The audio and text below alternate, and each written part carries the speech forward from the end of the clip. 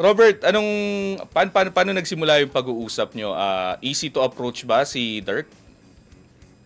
Ah, galing kasi ako sa Dallas, Mhm. pabalik ako ng Pilipinas, Mhm. tapos ka-message ko yung asawa ko out of nowhere, may dumating na naka-cart Okay. sa sasakyan, nasa cart. Mhm. Tumitingin ako sa gilid ko, sabi ko si Dirk talaga to eh. So, Mhm. parang ako naging stalker, binidyohan ko muna, tapos sinend ko sa asawa ko, sabi ko, idol ko to si Dirk Nowitzki eh. Hindi Okay. naman niya kilala kasi hindi naman yung asawa ko sa basketball. So umiikot-ikot ako. Mhm. Wala namang nagpa-picture sa kanya, which is nasa Dallas na nga eh. Kumbaga siya na Oo. yung dun eh. Wala talagang nagpa-picture sa kanya. So ako, kinabahan ako. Sabi ko, baka may ano Baka to. hindi siya. Hindi, sure ako siya eh. Sure ka na? Okay, okay. Ano lang ako, ba't walang nagpa-picture? Sabi ko, sabi na asawa ko, pa-picture ka na, paminsan lang yan. Mhm. Eh pagtingin ko, nawala na. Sabi ko, wala na. Siguro, ibang flight siguro yan. Mhm. Pag boarding ko, pagtingin ko sa ticket ko, katabi pala kami. Okay. So, tinabihan ko na siya. So, idol, dyan yung upuan ko. Sabi ko, that's my seat. Mhm. Tumayo lang, yun na. Wala namang masyadong ano. Mabait naman. May hingi lang ako ng ano, nung medyo pa-start ng flight.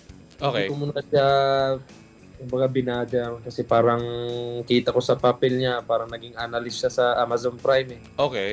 So, for sure, punta siyang LA noon. Mhm. Start siguro siya ng ano, pagbukas ng Amazon na basketball ano eh. Analyst siguro. Okay. So, hinayaan ko lang siya kasi parang 3 hours 30 yata yung flight. Tapos yung medyo 1 hour na lang, saka ko na siya kinalabit na baka pwede magpa-picture. Mhm. Sabi niya, sure, no problem. Tapos tinanong niya ako kung ano ba daw ako, ano ba daw ang trabaho ko, ano ba daw ang ginagawa Okay. ko. Kasi sabi ko, Naikwento mo na basketball sabi ko player galing ka. ako Pilipinas eh. Sabi ko, from the Philippines. Sabi niya, ano bang ginagawa mo dito? Sabi ko, visit lang. Sabi niya, ano ba daw trabaho ko? Sabi ko, basketball player ako. Medyo may NBA kami doon sa Pilipinas. PBA tawag. Doon Okay. na nagsimula. Ang bait niya. Hingi ako ng tips.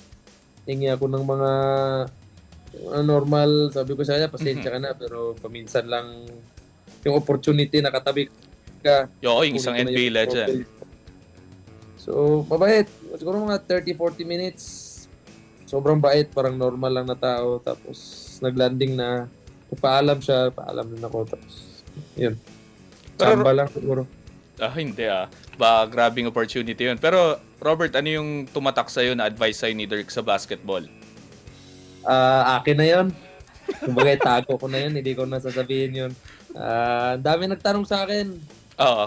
Ah, ano daw yung pinag-usapan namin. Yung mga Mm. basketball. Sabi ko, pasensya na. Akin na muna to. Sa akin lang to. Akin lang muna. Pag-retire ko na, tsaka ko na sabihin.